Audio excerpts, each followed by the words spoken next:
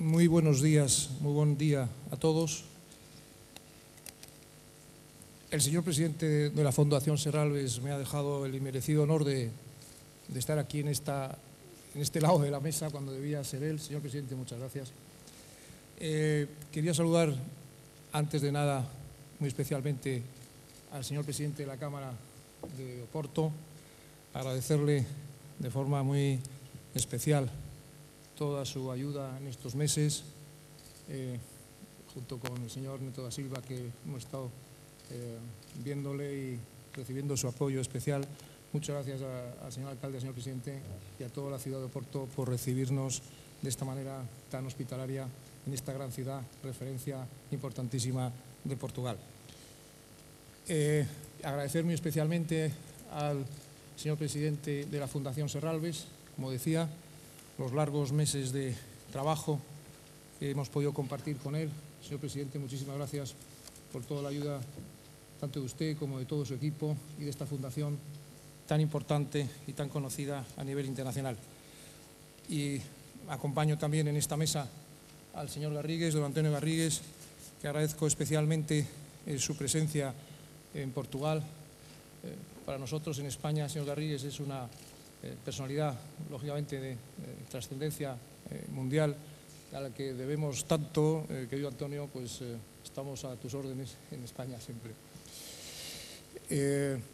Siento muchísimo y pido perdón por no poder hablar portugués como quisiera y como debiera, pero me excusarán, si bien estos años que estoy viajando a Portugal, pues logro aprender, pero en fin, mi incapacidad me impide conocer el portugués y hablarlo como quisiera, como digo.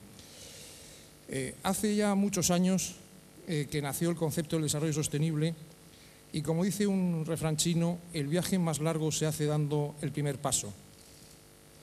Quiero saludar especialmente también a todo el grupo organizador que ven ustedes atrás, tantas instituciones de la sociedad civil portuguesa, todas las personalidades a las que acompaño, al señor embajador de España, al señor cónsul general de España, todas las personalidades que nos acompañan y, desde luego, agradecer a todas las empresas que están aquí presentes también. Sin ellas nada hubiéramos podido hacer, que han hecho posible la realización de este foro, y a todo el equipo que desde hace más de un año viene trabajando intensamente, y, por supuesto, al magnífico equipo de esta fundación, la Fundación Serralves, a los que agradecemos su colaboración permanente.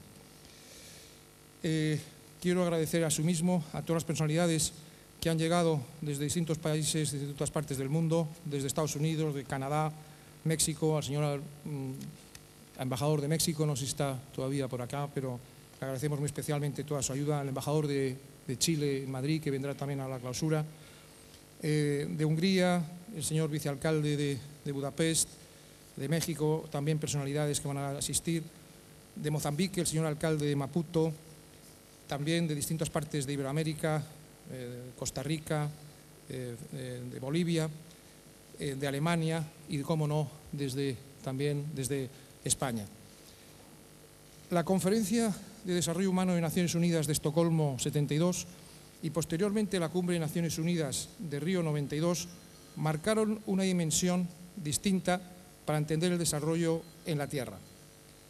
Perdón, porque resulta que me ha sonado el teléfono. Perdón por todo.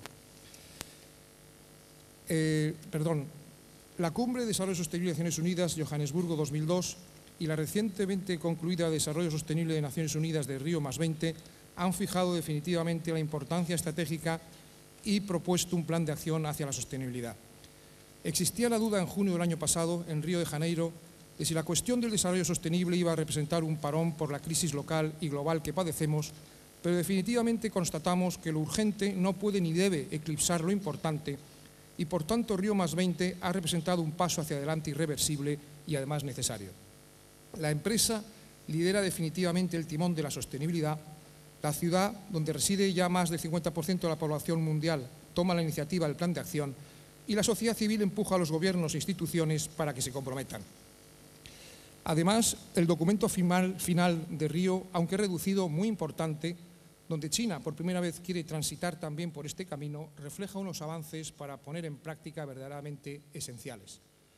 Los grandes problemas globales del agua, la energía, la biodiversidad, el cambio climático, la desertificación, la salud, los océanos, la educación, la corrupción, los movimientos migratorios, el hambre, la infancia, la pobreza, son buena prueba de la estrecha dependencia que todo ello tiene a nivel local y de la importancia de acometer todo ello también a nivel local para enfrentarse al problema global.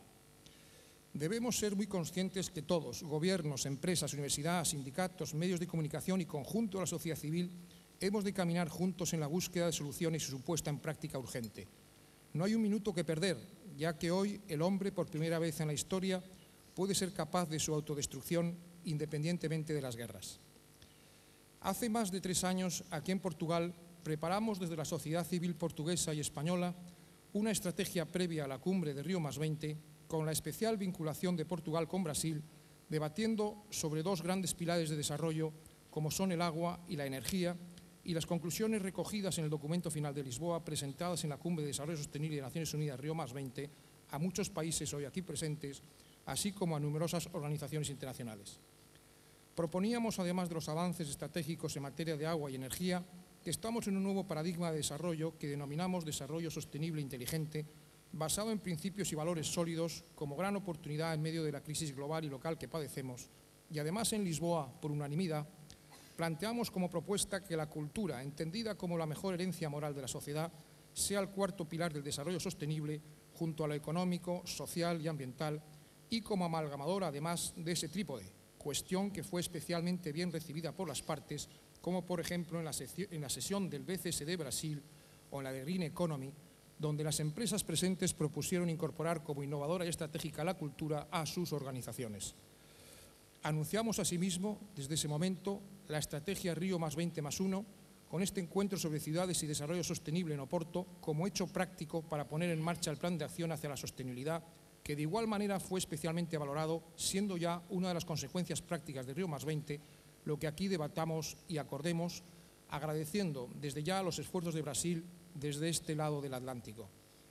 Portugal es descubridora de medio mundo y el valor intangible de su historia, su cultura y lengua, bien presentes aquí en Porto, son elementos suficientes y absolutamente necesarios para abordar un nuevo descubrimiento, el del talento, la innovación, la ilusión por la superación de grandes retos y de las cosas bien hechas, basado todo ello en lo mejor de la sabiduría secular y en la solidez de valores y principios para encabezar la recuperación de una confianza que es piedra angular del desarrollo de este nuevo tiempo. España, que suma otra porción del descubrimiento, y los 2 países juntos, encabezando esta responsabilidad desde Europa hace ya 500 años, como me decía hace unos meses aquí en Porto un importante diplomático portugués en Naciones Unidas, pueden impulsar este nuevo descubrimiento hoy tan necesario en bien de las actuales y futuras generaciones. Un nuevo diálogo de la cultura europeo, como decía el secretario de Estado para la Unión Europea, Íñigo Méndez Vigo, en la presentación del documento de Lisboa en Madrid, documento que desde Portugal, en el pasado foro de Lisboa en Portugal, dimos a conocer y que podemos continuar estos días en Porto para entender bien el reto de las ciudades del siglo XXI como marco para incorporar inteligentemente todos los avances innovadores de nuestra era y evitar errores, es esencial para construir y reinventar todo lo necesario con cimientos sólidos, pudiendo hacer causa y ejemplo común con los países con los que compartimos nuestra cultura y lengua.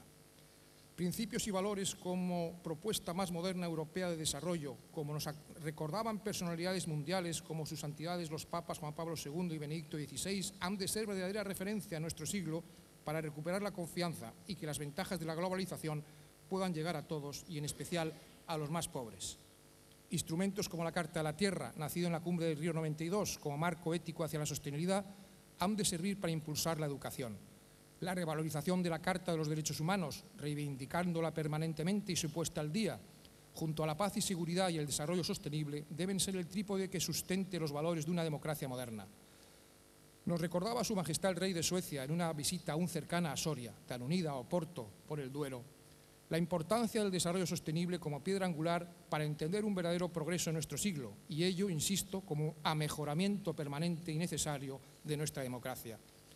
Hemos de reivindicar un desarrollo sostenible e inteligente pensando previamente en la persona humana como principal referencia de nuestro progreso y donde la innovación, la investigación, el talento y la sostenibilidad sean piezas indispensables pensando precisamente en el bien de las personas. Este foro de ciudades de Oporto, que gracias a la sociedad civil portuguesa se ha convocado, debe ser un marco propicio para impulsar las mejores ideas junto a un plan de acción en un esfuerzo común entre todos para que reivindique una ilusión firme en que podemos recuperar la confianza para poner en marcha multitud de proyectos alineados con la Estrategia 2020 europea, donde Portugal es un ejemplo a lo largo y ancho del país de vitalidad contrastada, con multitud de proyectos innovadores en la universidad, en la empresa y en distintos sectores de la sociedad. Como nos decía el profesor Diego Schleiner en el anterior foro de Lisboa, y al que tanto debo en 22 años de trabajo hacia la sostenibilidad, debemos reivindicar lo mejor de nosotros mismos y de nuestra herencia secular, donde la educación es clave.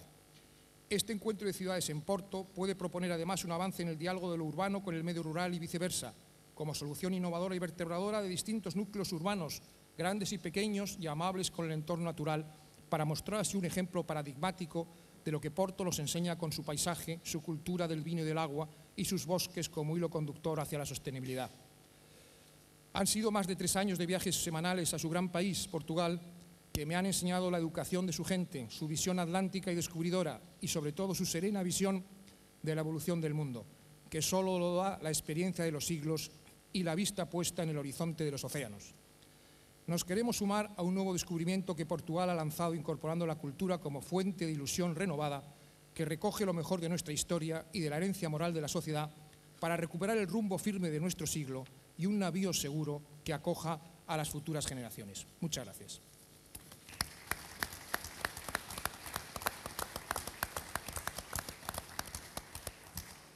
Tiene la palabra el señor presidente de la Fundación Serralves, don Luís Bragato. Muito bom dia a todos. As minhas primeiras palavras são para vos dar as boas-vindas a Serralves e boas-vindas aqui ao Porto. E agradecer muito sinceramente o desafio que nos foi colocado de realizar este fórum aqui em Serralves. Cumprimento a todos e peço que se sintam bem entre nós. O que é que temos feito pela sustentabilidade desde os primeiros avisos? E faço um apelo à nossa memória de todos. O que é que temos feito desde a Conferência de Estocolmo sobre o Ambiente Humano em 1972? Ou, nesse mesmo ano de 72, o relatório Meadows, do Clube de Roma, sobre os limites do crescimento. Como se recordam, esta reflexão estratégica foi seminal quando antecipou a necessidade de discutir as questões ambientais e a escassez dos recursos face ao crescimento da população mundial. No entanto, outro grande aviso, esse de natureza económica, corresponde à primeira crise do petróleo em 1973, mas foi em 1987 que o relatório da ONU, O Nosso Futuro Comum, de uma figura política visionária, a senhora Gro Brundtland, introduziu o conceito que ainda hoje aqui nos reúne, o conceito de desenvolvimento sustentável como forma de garantir uma vida aceitável às gerações que no futuro continuam a habitar o nosso planeta. Portanto, a questão que coloco é esta: o que temos feito pela sustentabilidade desde esses momentos fundadores? E, infelizmente, ou realisticamente, a resposta tem de ser esta: menos do que poderíamos ter feito. Em 1992, 20 anos depois da primeira Conferência de Estocolmo, a ONU voltou ao tema do ambiente e do desenvolvimento e organizou a primeira Conferência do Rio. Os mais críticos terão ficado desapontados por admitirem que os resultados não teriam sido correspondido às expectativas. No entanto, as atitudes foram mudando e a predisposição dos Estados começou a manifestar-se. Várias convenções e declarações são subscritas pelos países presentes, nomeadamente a Convenção para a Desertificação, a Convenção sobre a Diversidade Biológica, e recordo que a União Europeia reagiu a esta Convenção com a criação da Rede Natura 2000, que tanto marcou a nossa atitude coletiva em face aos valores biológicos, mas também a Convenção sobre o Desenvolvimento Sustentável e a Convenção sobre as Alterações Climáticas. O Protocolo de Quioto deriva desta última convenção e foi adotado na terceira Conferência das Partes em 1997. Foi aberta a subscrição entre março de 98 e março de 99 mas só reuniu as condições para entrar em vigor em 2005. Mas, como sabem, ainda não foi subscrito por alguns dos grandes poluidores mundiais. Em 2002, 10 anos depois do Rio, a União Europeia adotou a Convenção Quadro das Alterações Climáticas. Na 15ª Conferência das Partes, em Joanesburgo, em 2002, ao fazer a reavaliação do Rio de 10 anos antes, não registou grandes progressos a nível global, mas considerou que o acréscimo da sensibilidade a favor das políticas ambientais e a nível local já começava a ser encorajador. Na primeira década do novo milénio, poucos acordos se verificaram entre os grandes blocos, face à recusa de países como o Japão, a Rússia e o Canadá para assumirem novos compromissos.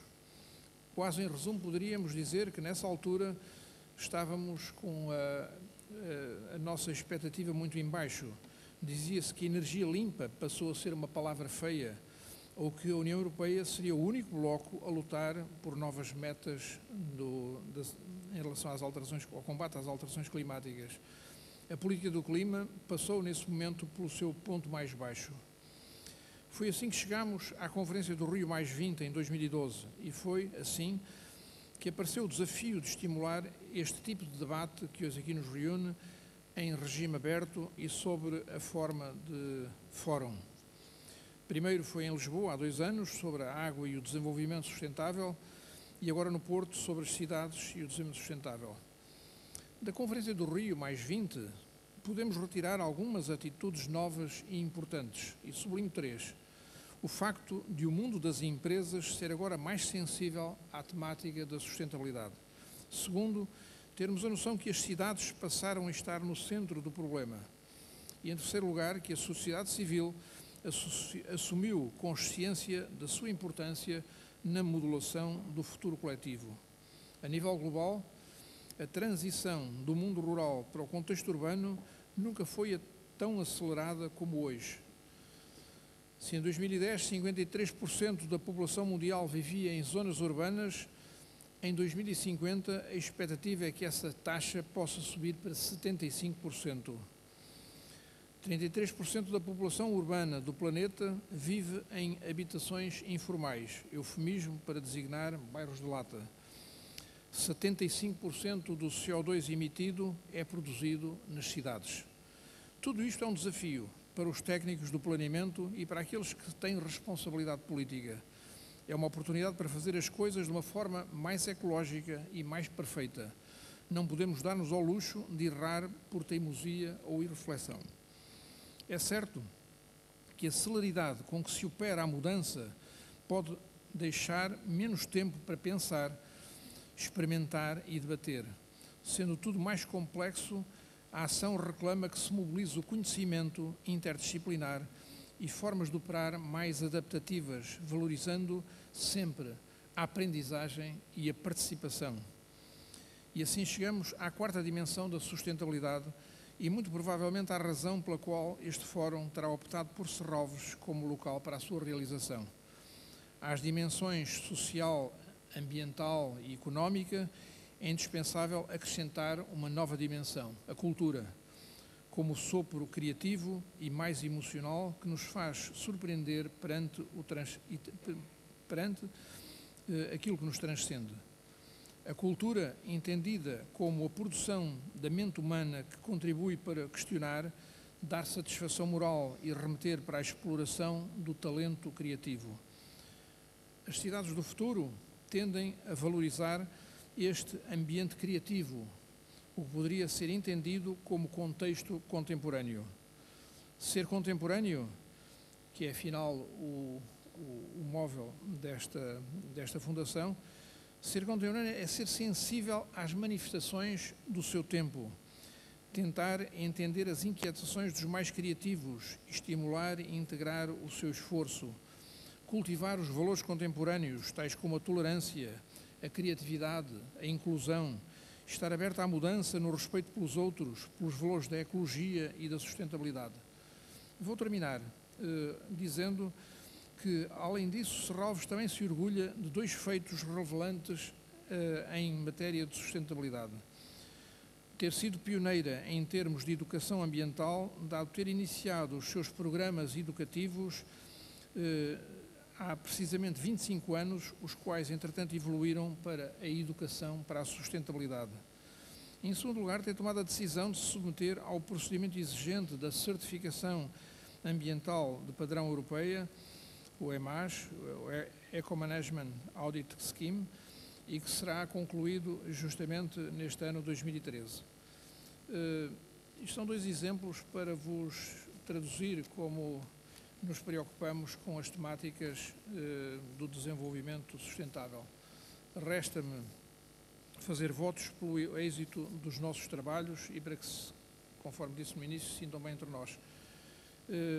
E gostaria também de recordar que esta nossa conferência mereceu reações de carinho e de apoio por parte do Sr. Primeiro-Ministro de Portugal, por parte da Sra. Ministra da Agricultura do Governo Português, por parte do Secretário de Estado para a União Europeia de Espanha, por parte do Secretário-Geral da Cimeira Ibero-Americana, Dom Henrique Iglesias, por parte de Dom Ricardo Dias Oschleitner, Presidente de Honra do Clube de Espanha, por parte do ex-Primeiro-Ministro da Holanda, Ron Lubbers, por parte da Comissária Europeia, Benita Ferrero-Waldner, e ainda por parte do Conselho Estatal da Responsabilidade Social de Espanha. Muito obrigado.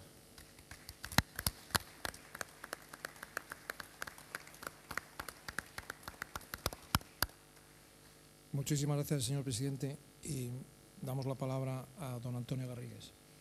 Buen día a todos. Expresar la alegría, en primer lugar, al presidente de la Fundación de Serralbes por estar en esta fundación y por tener la hospitalidad de esta organización. Admiro la tarea que hace la Fundación Serralbes. Me gusta sobre todo la cantidad de tiempo que dedica a la reflexión crítica sobre la sociedad contemporánea. Porque es verdad que no estamos en una época en la que se produzcan muchos cambios. Estamos en un cambio de época completo y absoluto y tendremos que dedicarle mucho más pensamiento del que creemos que le estamos dedicando. Tenemos que empezar incluso a empezar a pensar de otra manera, distinta. Me pide, también quería expresar la alegría de compartir la mesa con el presidente de la Cámara Municipal de Porto.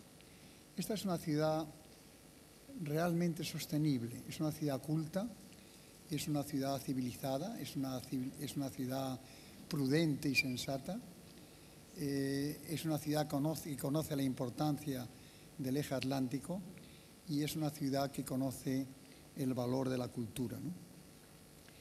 Y me encanta estar con mi amigo Amalio de Manichalar, que es, además de un excelente organizador, una persona que lleva comprometido con temas de los que ahora se empieza a hablar con toda intensidad, pero cuando él empezó a hablar realmente eran temas realmente en donde no había ningún tipo de interés. En ese aspecto es un gran anticipador de grandes problemas y por lo tanto hay que darle un profundo crédito a lo que está haciendo.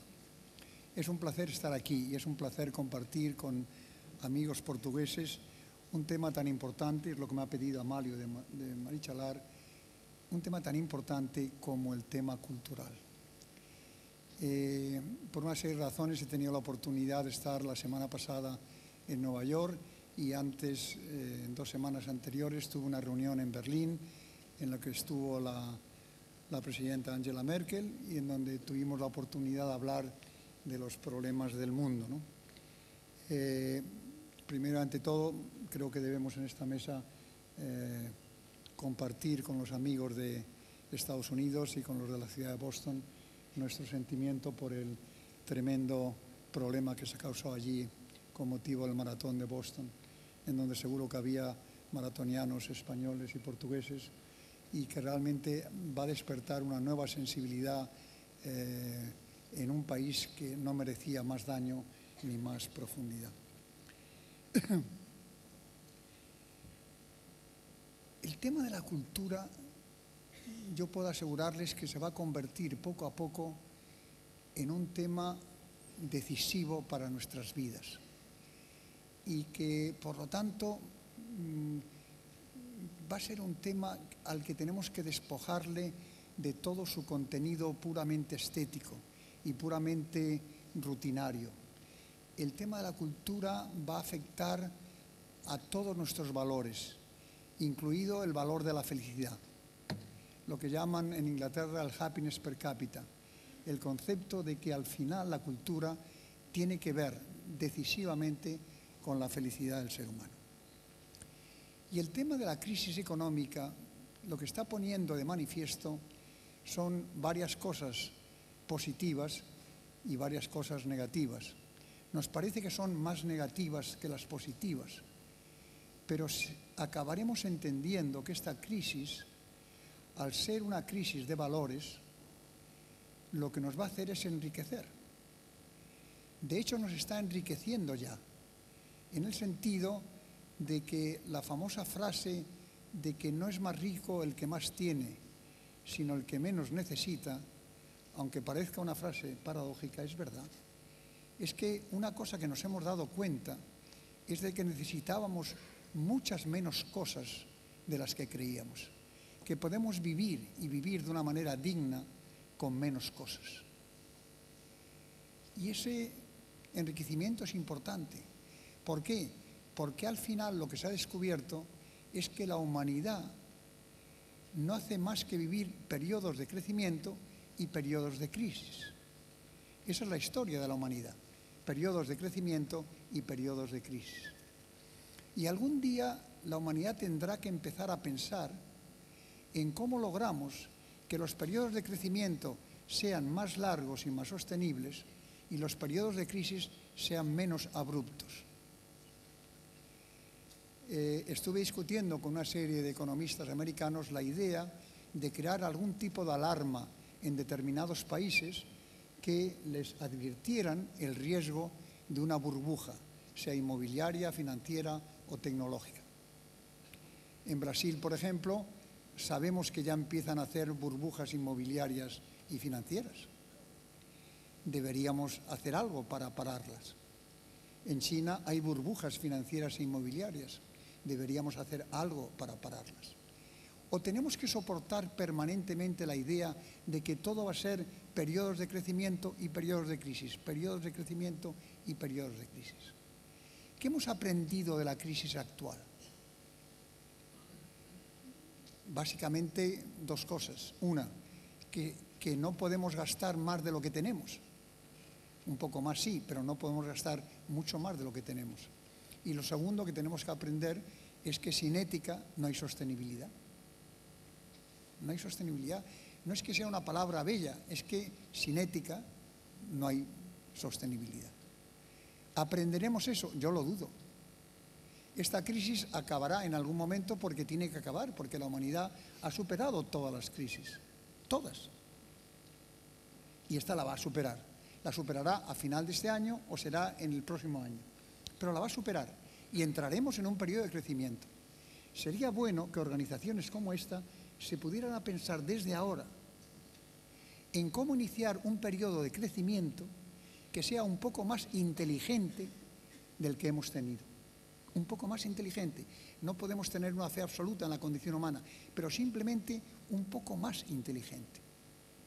La borrachera económica que ha vivido un país como España es realmente intolerable. Ha sido una auténtica borrachera económica, en la que todos éramos conscientes de que había una burbuja inmobiliaria. Todos éramos conscientes, pero nadie supo atreverse a pararla.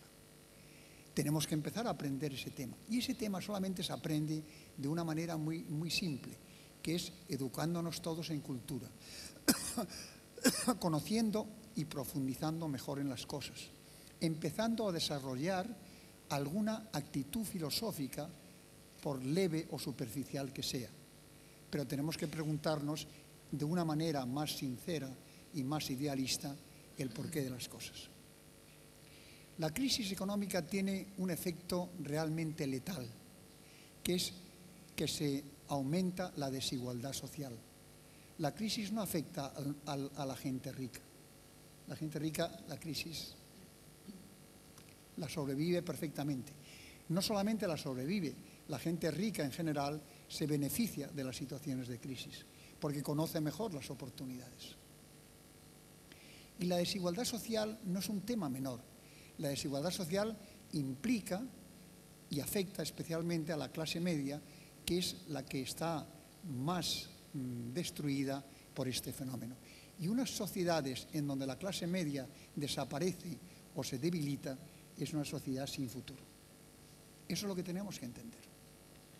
El segundo tema es que las crisis generan una sensación en el sector público de que el sector público no puede hacer lo que hacía antes y por lo tanto lo que hace el sector público es retirarse. Se retira del apoyo al tercer sector, se retira del apoyo al sector civil, se retira de las obras públicas, se retira de todo, con la excusa válida de que no tenemos más dinero. Y es ahí donde nace la gran diferencia que existe entre el mundo anglosajón y el mundo europeo en materia de sociedad civil. Todos los sociólogos, los portugueses y los españoles coinciden, y eso en Portugal se vive bien, porque Portugal tiene un factor anglosajón que es muy importante en cuanto a su forma de vida, que la riqueza de una sociedad democrática está en la fuerza de su sociedad civil. Si la sociedad civil es fuerte, la democracia es estable.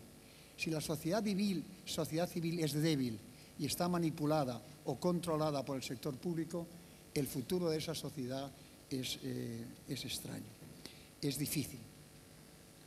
En el mundo americano, en el mundo inglés, en el mundo anglosajón, la sociedad civil asume sus responsabilidades. Pero lo que estamos viviendo, no sé si en Portugal porque no conozco el fenómeno, pero sí en España, es que el sector público se está retirando, pero la sociedad civil no está entrando. Si el sector público se retirara y naciera y la sociedad civil ocupara su espacio, el tema sería estupendo. He debido decir alguna cosa inconveniente, ¿no?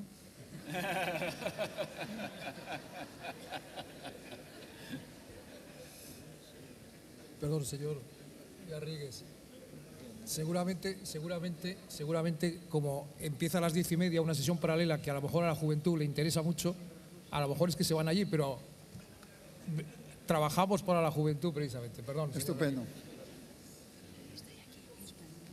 Por ejemplo, en la sociedad americana se ha puesto de moda un nuevo modelo de filantropía que han puesto en marcha, como todos ustedes saben, tanto Bill Gates como Warren Buffett, en virtud del cual 120 multimillonarios americanos se comprometen a dar el 50% de su fortuna en los próximos 2 años.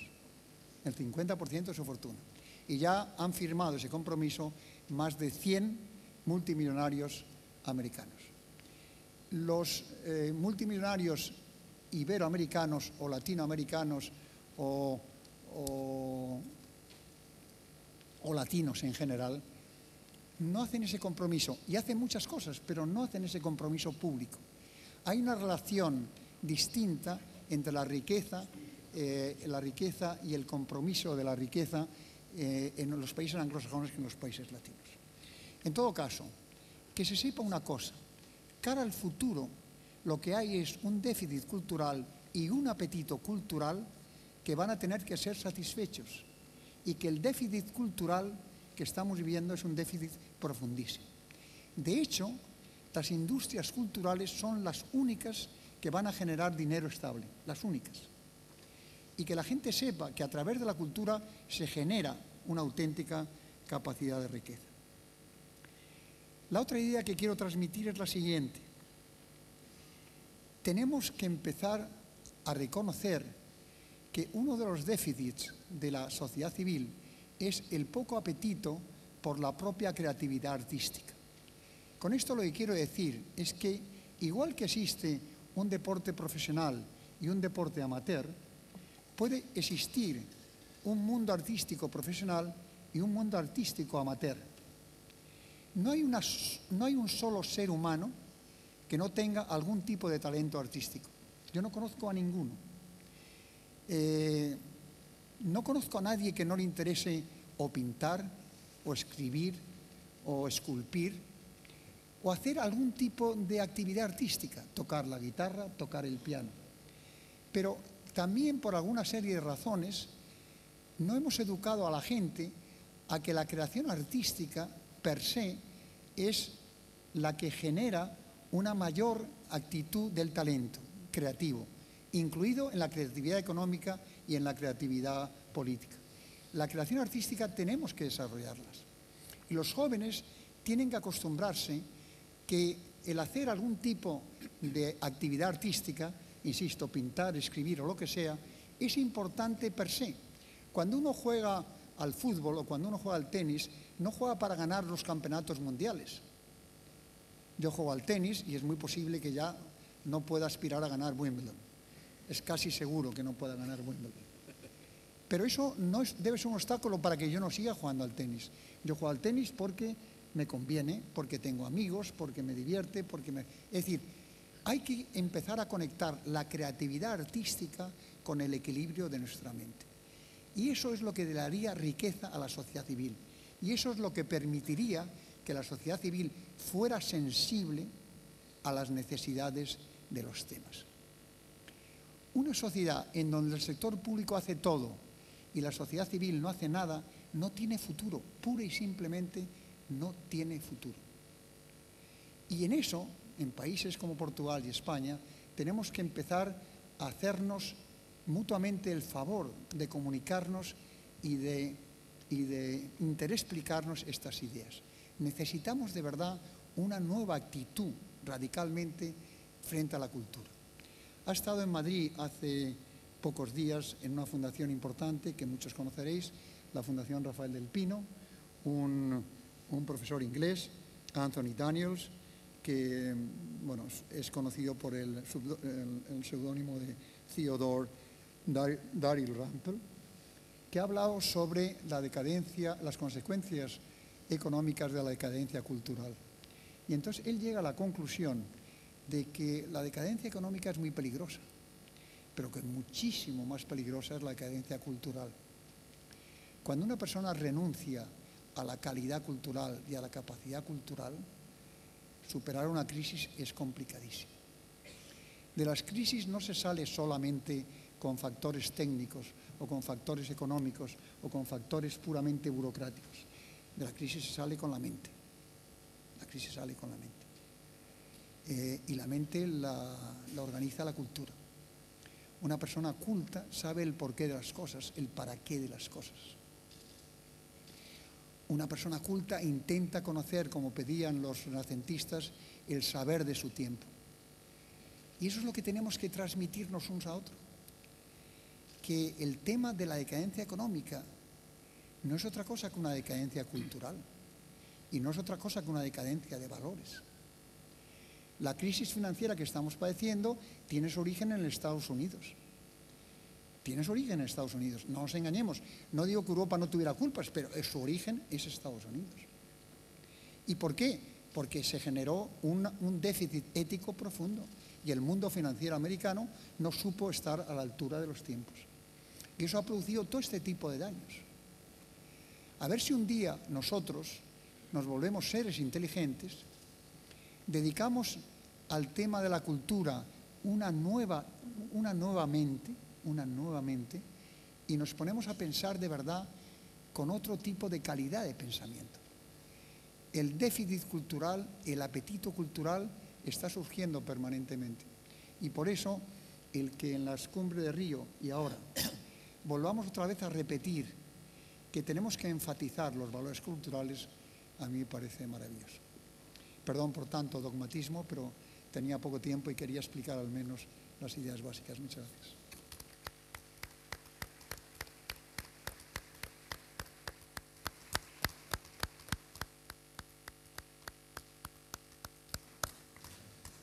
Muchas gracias, señor Garrigues. solamente pedir excusas por la salida de personas antes, pero seguramente, como decía, trabajamos para la gente joven y seguramente también como tenemos las sesiones paralelas que empiezan a partir de las 10:30, donde todo el mundo a partir de la clausura pues podrá acudir. Perdón por la introducción de este pequeño anuncio y perdón, señor presidente de la Cámara Municipal, pero suya es la palabra y agradeciéndole de nuevo ao Porto e a usted mismo esta maravilhosa oportunidade. Muito bom dia a todos. Eu começaria por uma saudação especial aos meus colegas aqui presentes de mesa, o Dr. António Garrigas, o Engenheiro Braga da Cruz, e não levarão a mal que eu faça uma saudação muito especial ao Dom Amálio Marichalar por duas razões. Uma não tem nada a ver com o cargo que eu ocupo e outra diretamente ligada ao cargo que eu ocupo. Não tem nada a ver com o cargo que eu ocupo, saudá-lo pela sua militância em torno de um tema que é importante para todos nós, o que eu diria mais, um lugar comum, mas é evidente, que é importante para o futuro de todos nós. E todos nós é o planeta, não é só Portugal, naturalmente, nem é só a Espanha. A saudação especial que tem a ver com o cargo que eu ocupo é o facto de ter escolhido o Porto para hoje estarmos todos aqui presentes em torno deste tema e com particular ênfase na questão das cidades e do desenvolvimento sustentável. Eu já ganhei hoje qualquer coisa aqui, ao ouvir o Dr. António Garrigas a dizer que isto é uma questão de muito curto prazo e o crescimento vai voltar já este ano ou no próximo ano. Espero que tenha razão. Admito que nem as previsões mais otimistas dos nossos ministros das Finanças estejam nessa linha, mas é sempre bom ouvir palavras de esperança. E quando diz que nós, mal esse crescimento comece, e ele vai começar, isso é inevitável que o crescimento vai começar, quanto mais não seja por uma razão matemática. Há de vir tão baixo, no limite de vir tão baixo, que a seguir a base sendo baixa, ele acaba sempre por crescer. Mas esperemos que não se chegue aí. E naturalmente esta crise, como disse em espanhol, em castelhano, a borracheira económica, eu acho que foi muito mais, seja em Espanha, seja em Portugal, uma borracheira financeira, não é? Do que propriamente até económica, porque isto não foi um ciclo normal da economia, está muito para lá de um ciclo normal da economia, com gravíssimas responsabilidades do setor político, é verdade, mas do setor financeiro. E eu acho que sim, sublinhou aí uma coisa muito importante, é que quando o crescimento voltar, poderíamos realmente todos fazer um esforço por termos um crescimento mais inteligente. E esse crescimento mais inteligente, se me permitem fazer uma ligação àquilo que tem sido a preocupação na cidade do Porto, na minha ótica pode ser visto da seguinte maneira, ou seja, eu, enquanto Presidente da Câmara do Porto, enfim, vai para 12 anos, defini 3 prioridades políticas. Nenhuma das 3 prioridades políticas estava ligada ou está ligada ao ambiente. No entanto, correm em paralelo determinados pressupostos da gestão da cidade que esses sim estão ligados, se quiser, ao ambiente, ou dito de outra maneira, a algo que eu iniciei, um discurso que eu iniciei na minha primeira campanha eleitoral em 2001 e que depois procurei, de forma sustentada, fazer essa pedagogia ao longo do tempo. Hoje ela ainda faz algum sentido, mas se nós recuarmos há 12 anos atrás, ela fazia bastante mais sentido. E o que é que eu estou a dizer? Eu estou a dizer algo que tenho repetido muitas e muitas vezes, que é a necessidade de todos nós, e em particular quem tem responsabilidades na gestão de uma cidade, particularmente de uma cidade grande, a necessidade de distinguir muitíssimo bem a diferença entre o conceito de crescimento e o conceito de desenvolvimento.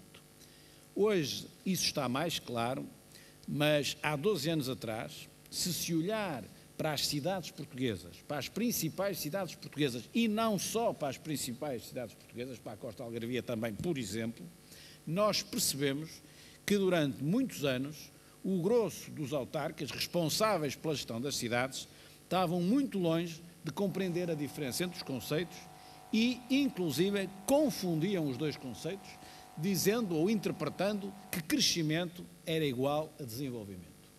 E crescimento pode ser necessário para o desenvolvimento em algumas circunstâncias, mas também circunstâncias há em que o crescimento é um obstáculo ao desenvolvimento. E, portanto, os conceitos têm de ser devidamente geridos. E aquele conceito que que deve comandar a nossa gestão ou a nossa governação é, obviamente, o conceito de desenvolvimento, e o crescimento só deve ser olhado enquanto elemento necessário para esse desenvolvimento. Tem de estar ao serviço do desenvolvimento, que, como todos nós sabemos, é um conceito muito mais vasto. Há 12 anos, quando fui convidado para ser candidato à Câmara do Porto, pelo presidente do meu partido, que é hoje o presidente da Comissão Europeia, o Dr. Durão Barroso, havia algo que me levou mais rapidamente a dizer que sim, e que tem muito a ver com isto. E essa confusão entre crescimento e desenvolvimento era muito visível na altura, por exemplo, na área do urbanismo, na gestão do urbanismo. Ou seja, interpretavam os autarcas da altura, em parte alguns ainda hoje interpretam, que mais construção, mais gente e mais construção era uma coisa positiva e boa, menos gente e menos construção era uma coisa negativa. Ainda estávamos antes da construção na lógica da bolha imobiliária, ainda estávamos antes disso, ainda estávamos a construir existindo o mercado. Só que essa construção, essa oferta que tenha procura e, portanto, faça algum sentido, na lógica urbana não tem, nem deve, nem pode ser toda ela concentrada num sítio e deve-se alargar. E por isso havia esse erro, e ainda hoje perdura um erro na leitura que se faz das cidades, em particular em Portugal da cidade de Lisboa e do Porto, é que Lisboa e Porto perderam habitantes. E como tal, bom é ter mais habitantes. Isto é uma lógica para conversarmos no barbeiro, no café, nas páginas dos jornais, mas é algo que carece de uma lógica um bocadinho mais profunda. Primeiro, a cidade do Porto e a cidade de Lisboa não perderam habitantes. Fundamentalmente o que perderam foi gente a dormir lá. A primeira coisa que Porto e Lisboa perderam foi gente a dormir lá. E perder gente a dormir lá é bom ou é mau? Bem, depende da quantidade. Pode ser bom, pode ser mau, depende de determinados fatores. Se nós olharmos para aquilo que éramos há 100 anos atrás, na cidade do Porto ou Lisboa, é exatamente o diagnóstico, é a mesma coisa. Bom, e se olharmos para isso, agora vamos desenvolver, vamos crescer e desenvolver, bom, então o que é que devia ser? Tudo concentrado na cidade do Porto, ou aproveitar um conceito mais vasto, que é a área metropolitana do Porto, ou a área metropolitana de Lisboa, e espalhar de forma equilibrada, digamos assim, as pessoas por uma área territorial maior. Parece-me que é evidente que não fazia sentido nenhum aquilo que muitos parecem desejar, que era a concentração completa e absoluta naquilo que há séculos é a cidade do Porto. Faz muito mais sentido utilizar, por exemplo, o Concelho de Bolsas, que era o nome que se dava a Matosinhos, ao Concelho de Matosinhos no início do século XX ainda, e o nome indica bem o que era, e pegar em Bolsas e fazer de Bolsas Matosinhos e criar uma zona agradável para se viver e com mais qualidade de vida, e o que é válido para Matosinhos é naturalmente válido para todos os concelhos limítrofes da cidade do Porto ou da cidade de Lisboa. E agora, se me perguntarem, é importante eu ter mais gente a dormir no Porto, perdemos gente a dormir no Porto. Então é importante ter mais gente a dormir no Porto? Não é viver, eles vivem cá. Vivem cá. Não sei se fizer aqui olhar para as pessoas que aqui estão, quantas dormem no Porto, quantas dormem fora, quantas vivem no Porto e quantas vivem fora, se calhar chegaremos à conclusão que há muitos já a dormir fora, mas que vivem no Porto, vêm para cá todos os dias. Então, se nós quisermos olhar não ao crescimento, para eu poder dizer tenho muitos habitantes, mas se olhar tenho habitantes com qualidade de vida, aquilo que se deve fazer é responder a esta questão da seguinte maneira. Eu, efetivamente, quero cá mais gente a dormir. Desde que essas pessoas que cá possam vir dormir, já cá vivam. Ou seja, se eu for roubar esses 20 ou 30 mil aos movimentos pendulares que todos os dias degradam o desenvolvimento, degradam a qualidade de vida, enfim, em muitos dos fatores. Portanto, se eu mantiver os movimentos pendulares e ainda meter cá mais gente, não sei se isso é mau ou se é bom, eu acho que é mau. Agora, se eu conseguir meter mais gente, mais algumas pessoas, recuperar algumas daquelas que se perderam a dormir, mas roubadas aos movimentos pendulares, tudo isto fica de uma forma mais equilibrada. E aqui está uma diferença muito grande sobre aquilo que se diz, que está muito mais preso a um conceito de crescimento, ou sobre aquilo que se deve fazer, muito mais preso a um conceito de desenvolvimento e, portanto, muito mais ligado àquilo que é a qualidade de vida. É politicamente incorreto aquilo que eu digo, é difícil de explicar, mas eu acho que, pegando aqui no exemplo, tudo aquilo que nós estamos conscientes que é justo e correto, devemos lutar por isso e militar nessa causa. E, portanto, devemos continuar a explicar que há uma diferença muito grande entre um conceito primário de crescimento ou um conceito de desenvolvimento e de qualidade de vida, que isso sim é que pode tornar-nos ou facilitar-nos o caminho para a felicidade, entendida a felicidade não como, enfim, valor absoluto, mas como somatório de pequenos momentos de felicidade, que é naturalmente isso que nós, na nossa vida, procuramos.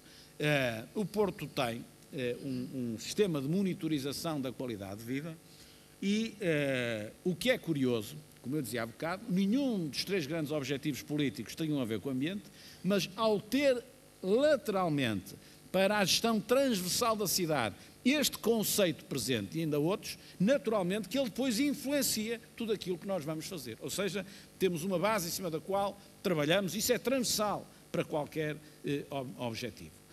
E nesse sistema de monitorização da qualidade de vida que foi apresentado, enfim, a sua atualização foi apresentada a semana passada, não foi, em nenhum dos 3, é curioso, em nenhum dos 3 grandes objetivos políticos, que foi durante 2 mandatos a coesão social, a reabilitação urbana e a mobilidade, e agora a mobilidade trocada com a questão do turismo, aí sim aí os resultados são bastante bons, mas foi na qualidade do ar e na qualidade da água que, na aferição que fizemos, entretanto, se verificaram os melhores resultados neste espaço urbano que é a cidade do Porto, sendo que nenhum desses foi o objetivo primeiro da nossa atuação e vem, portanto, em consequência de uma atuação transversal.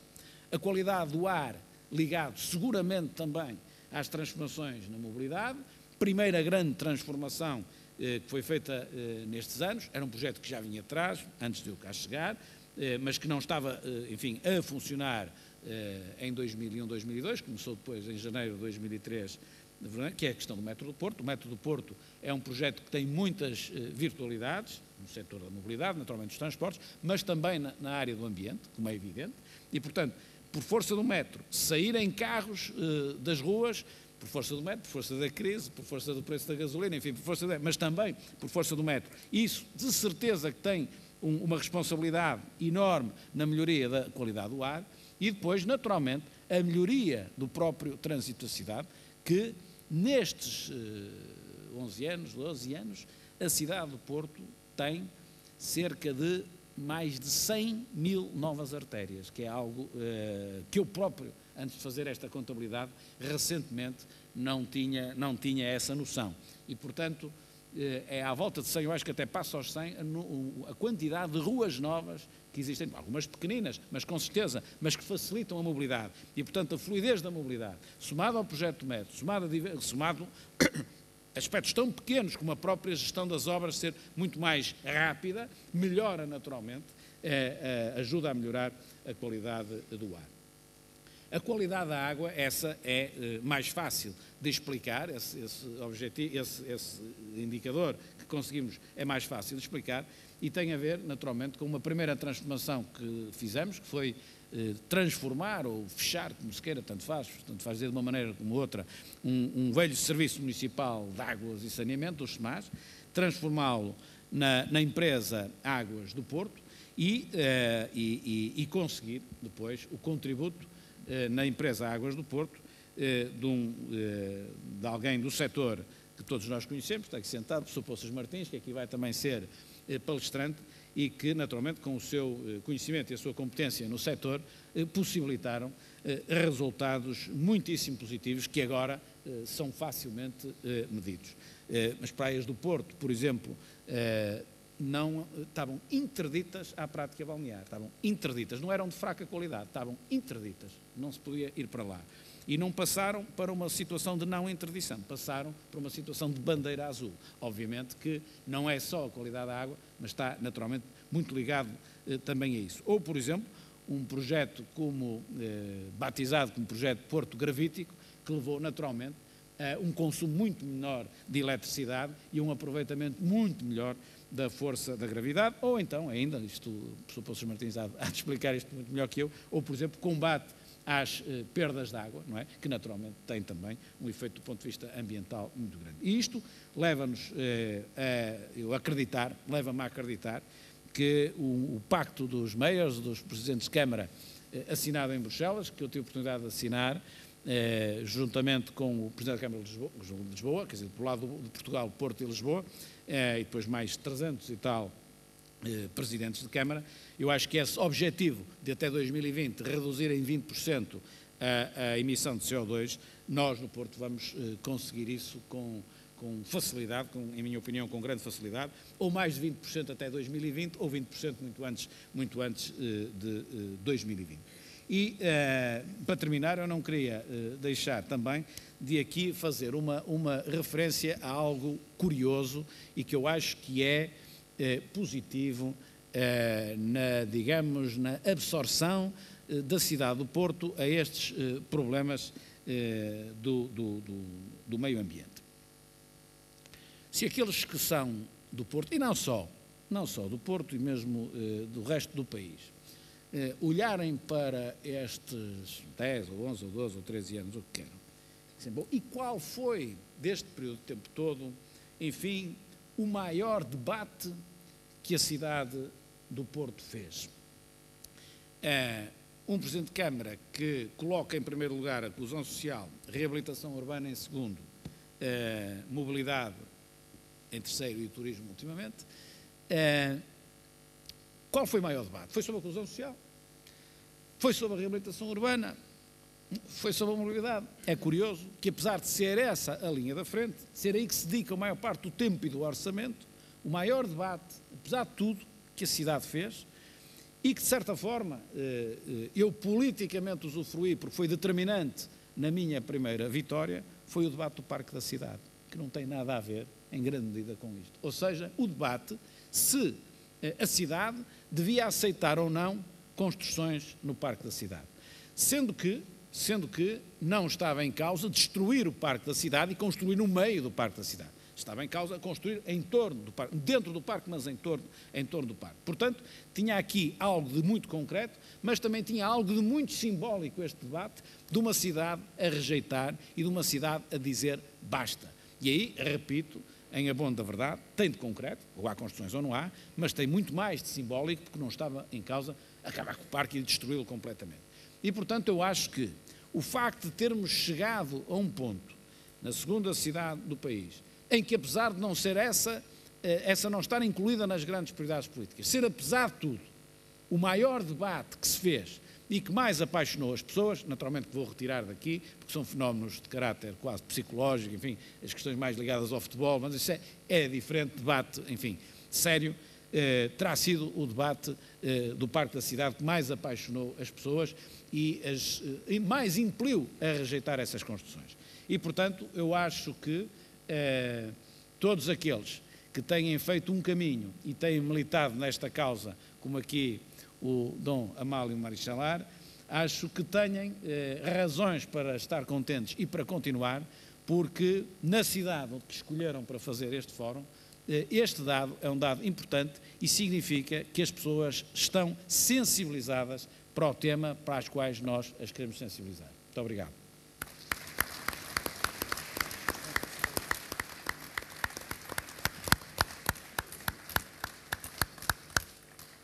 Muchísimas gracias, señor presidente. Efectivamente Porto nos pone un reto muy alto y efectivamente esta ciudad y Portugal nos van a guiar, como se ha dicho en la mesa, hacia un nuevo paradigma de desarrollo que sea la cultura su vehículo y su hilo conductor, y que entendamos en Europa que debemos pues recuperar un diálogo de la cultura para ser de nuevo protagonistas junto a otras partes del mundo, pero protagonistas, como no, en lo que es la luz de desarrollo de Occidente. Solamente dos avisos muy prácticos. Ruego a los participantes de la primera mesa redonda, ya que tenemos un pequeño retraso, al señor rector de la Universidad de Porto y a todos los partícipes que inmediatamente se puedan subir a la mesa. Nosotros, por favor, los asistentes, nos permanecemos en nuestro asiento. Nosotros vamos a clausurar, pero reiterar previamente que me han comunicado, lo que pasa es que esperemos que las tecnologías finalmente lo traigan. Nos ha comunicado que manda un mensaje el señor presidente de la Comisión Europea, el señor Durão Barroso, precisamente agradeciendo muchísimo que nos mande un mensaje, estamos recibiendo.